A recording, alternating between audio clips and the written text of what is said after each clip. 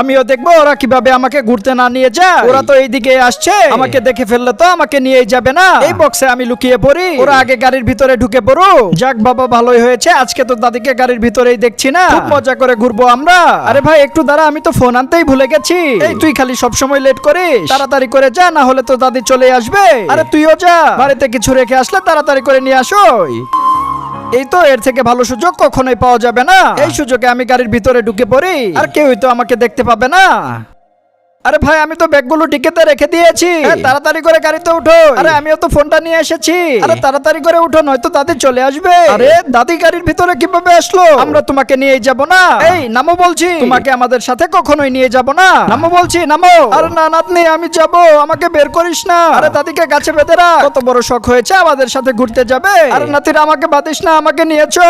আরে নাতিরা আমাকে রেখে চলে যাস না, আজ আমি গরিব বলে তোরা আমার সাথে এই ব্যবহারটাই করলি।